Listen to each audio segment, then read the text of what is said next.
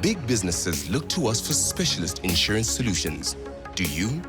Over 80 of the top 100 JSE-listed companies trust us to protect their businesses.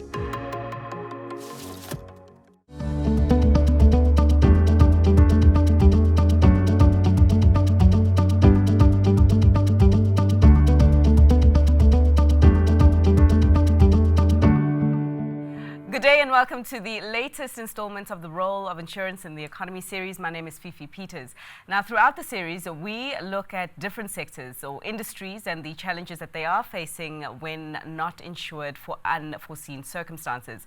In this episode specifically, the pandemic and the effects of climate change on businesses created an opportunity to learn and adapt. As the saying goes, prevention is much better than cure. So we're welcoming back Carla Jordan, the CEO of Emerald Africa, who will take us through a new product that can assist corporates for the unforeseeable future. Carla, good to have you back in studio with us. Thank you, Fifi. So let's talk about this new product then, an interesting product. We're talking about Emerald's pandemic protection cover. So talk to us about the main features of this particular cover and exactly how it will work. Sure. It's actually a product that was brought to the global market by Munich Re. They have an epidemic team working out of London, and they first developed this product for the global market. They approached Santam about a year or so ago and said would they be interested in bringing this exclusively into the South African market. When we looked at the product, we realized that it was perhaps more suited for the corporate environment. And we undertook a project with the Munich Re team to develop the product specifically, or tailor-make the product specifically for the South African markets with bespoke wordings and getting all the necessary approvals that we needed to get the product up and running. So that's how it sort of came to be. So we have the Munich Re team, which is not only insurance professionals, but they also have epidemiologists, and they have a whole lot of different people involved in building these sort of bespoke products. So we have an exclusive right to the product in the South African market. And this product will basically replace, I guess, what was the initial or the original pre-COVID non-damage a part of the policy. Okay. You'll know that post-COVID, of course, there's no more non-damage cover. And specifically for business interruption. And so this product will sort of take place of that for those companies that want to perhaps build a different sort of resilience and more sustainability in the face of another pandemic. Okay, so it's got similarities rather to the business interruption insurance cover that we all learnt about for the first time, probably to the scale during the pandemic when a whole lot of companies were knocking on your doors trying to get cover, and as the insurance industry you were also overwhelmed by the huge demand of businesses and the nuances in the clauses that actually resulted in that cover being withdrawn by most insurance in the industry. So similarities, but what are the main differences, would you say? So that's a bit of a weird, it's because the covers are different, I think, and that's where it comes in, but the triggers are different as well. Sure. So the trigger of this product is the World Health Organization declaring a public health emergency of international concern, and that would then trigger the policy.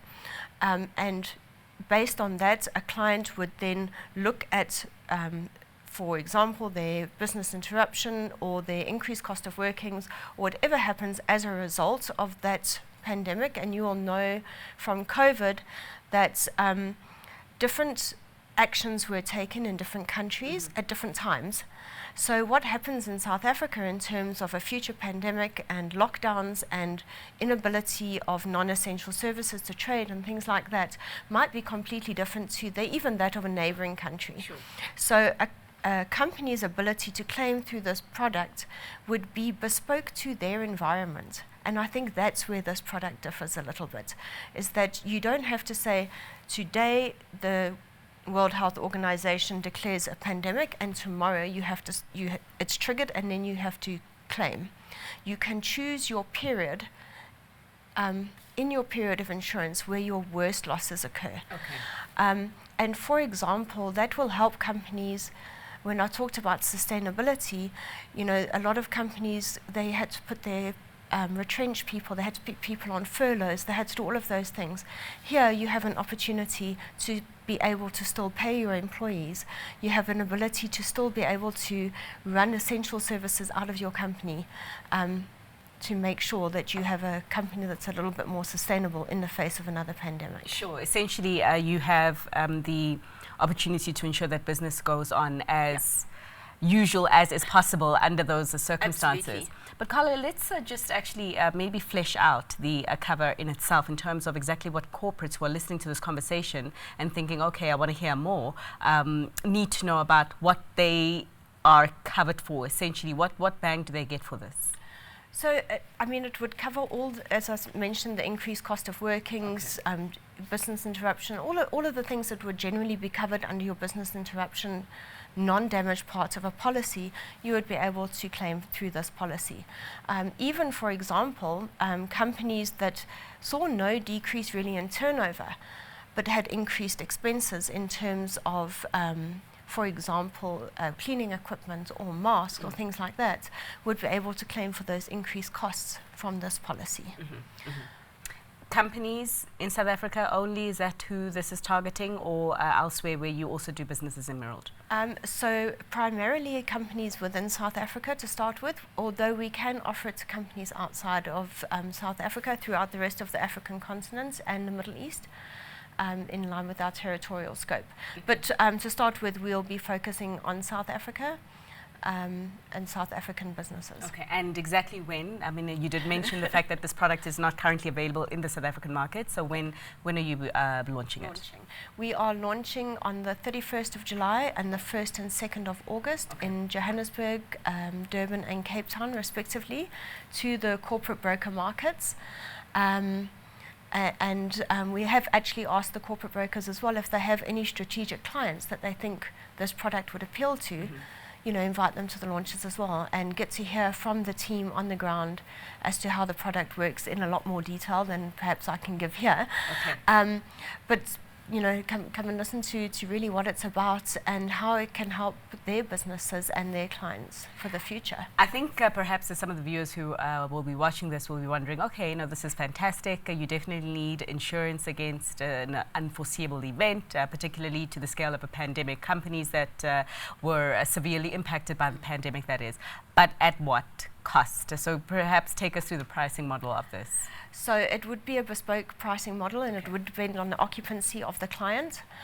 So I can't sit here and say it's going to cost you R1 for every 10 rands of cover. It would really be a bespoke, it's a bespoke product, and it is tailored to different occupancies.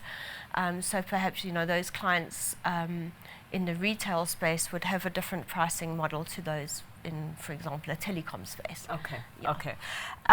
Ultimately, the claims process, perhaps if you can just outline how that would likely work with such a product like this. I mean, I know you mentioned the fact that when should the WHO trigger that a pandemic it has been declared, you don't necessarily have to, you know, call up your insurer the next day. You can just wait until the pain really starts kicking in your business.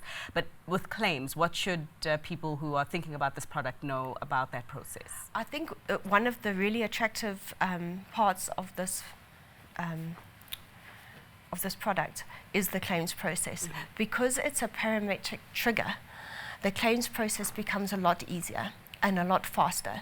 So, you know, whereas in COVID, some of the claims rolled on for a few years to get to finalization, here it would be an affidavit because you're buying a specific amount of cover.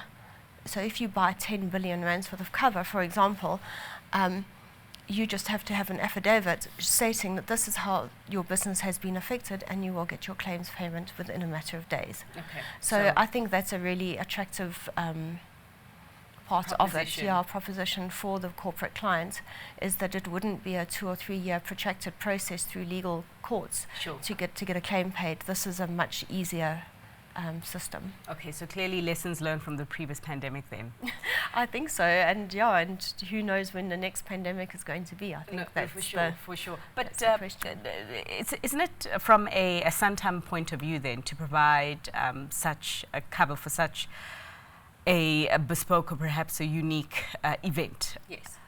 Your financial standing and your ability to do so. I know you mentioned the partnership with Munich Re, but perhaps for your shareholders, just talk them through Santam's financial standing in being able to operate this project. Sure. So Emerald will retain some risk on this product, but the risk is limited to the group risk appetite. The product is a reinsurance product. We are working, as I mentioned, with Munich Re and New Re, and it's a facultative product that we're bringing into the market. So although we do retain some risk in the Emerald sort of Santam environment, it is primarily reinsured into the global markets. Okay, so I imagine that the team is quite excited and everything is being prepared for a launch date, which is just not too far away, in fact being around the corner. Yes. Our staff have already been through some training sessions, and the Munich Re team will be here for the launches and are doing some in-person training as well with our team, just to make sure that everybody knows exactly what we're selling to the markets. All right, yeah, it's an interesting proposition, particularly coming from where we are coming from, and the legal tussle that we did see between the insurance industry and the companies that tried to claim under the previous business interruption insurance cover. So it will certainly be interesting to see how this lands and how the market does receive it. But Carla, we'll leave it there for now. Thanks so much for your time, of course, bringing us to the end of this episode. Once again, thank you to Carla Jordan. She's the CEO of Emerald Africa.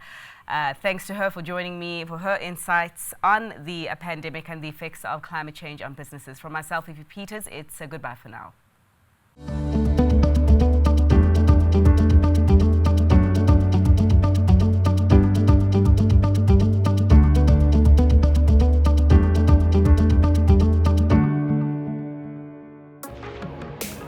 Big businesses look to us for specialist insurance solutions. Do you?